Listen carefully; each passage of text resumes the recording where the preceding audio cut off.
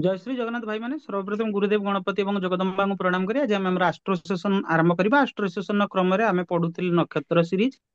आम 27 नक्षत्र प्लस अभिजित नक्षत्र जोटा कि 28 नक्षत्र तापर आम धीरे धीरे गोटे सम्यक विवरणी नौचे। ए सम्यक विवरणी गुड़िक बहुत इंपोर्टेंट कारण ए नक्षत्र कारक तत्व को यूज करी बहुत किसी जिनस जड़ बा मूलरू तार जेमती होमियोपैथी खाइले रोग मूलरू विनाश घटे सेभଳି नक्षत्र रिमेडी करने द्वारा लोक मानकर जो बहुत बड़ क्रॉनिक प्रॉब्लम थाए जोटा कि सडन हो पारे नक्षत्र रिमेडी करने द्वारा से गुड़िक धीरे धीरे दूरीभूत हुए।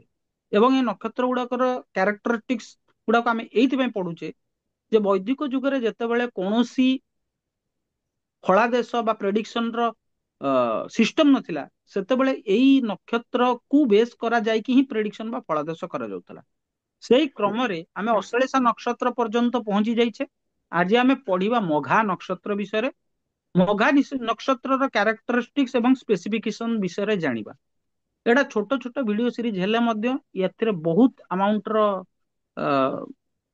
माने बहुत गुरुत्वपूर्ण गुड़िक एटा आगु को जाइए आमको जना पड़े जो आम नक्षत्र रिमेडी विषय एक्जाक्टली जानिबा। ता पूर्व आम स्पेसिफिकेशन गुड़ाक ये दे दूचे जे नक्षत्र स्पेसिफिकेशन गुड़ाक जदि आपण मानकर पाखरे थिबो तो आपण को रिमेडी कहवा इजी रही। द्वितीय कथा हला आपण माने देखिथिबे जे नक्षत्र आपण मानकर चार्ट बा आपण मानक कुंडली रे जो भाव बा ग्रह बसी थांतु से प्लानेट बा भाव कौन से गोटे नक्षत्र बसी थे। तेणु नक्षत्र जदि ग्रह आपणकर भावर बाइक हुए बा गाड़ी हुए भावटा को चलैब किए से जे भावर अधिपति जी सी चलैब ना जे भाव जी बसी जो ग्रह सी चलैब। तेणु नक्षत्र जो नक्षत्र जो प्लानेट पलैला नक्षत्र है तार फुएल। तेबे एबे आमे मघा नक्षत्र स्पेसिफिकेशन विषय जानिबा। मघा नक्षत्र स्पेसिफिकेशन रे होउची पितृ बा पितृ माने होउचंती एई नक्षत्र देवता। पितृ माने एई नक्षत्र को ग्रह हिसाब रे केतु महाराज रूल करंती। ए नक्षत्र को कुआ जे द स्टार ऑफ पावर शक्तिर द स्टार माने जो नक्षत्र एटा होची पावर बा शक्तिर नक्षत्र। ए नक्षत्र सिंबल होची राजकीय राज जो चेयरटा माने रॉयल थ्रोन होची ए नक्षत्रर प्रतीक। धर्म अर्थ काम मोक्ष जो चतुर्वर्ग अछि एई नक्षत्र अर्थ पुरुषार्थ अंडरे आसे।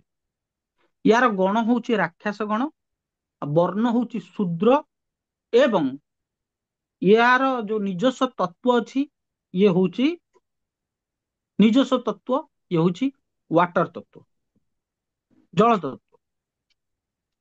एवं ब्रह्मा विष्णु महेश्वर जो तीन मूर्ति अछंती ये ब्रह्मांक अंडर रे आसे एई नक्षत्रटा। एवं एई नक्षत्र को रिप्रेजेंट करे पुरुष मूषा मेल रैट। एई नक्षत्रर पक्षी होउची ईगल। एई नक्षत्रर गछ होउची बर गछ बानियान ट्री।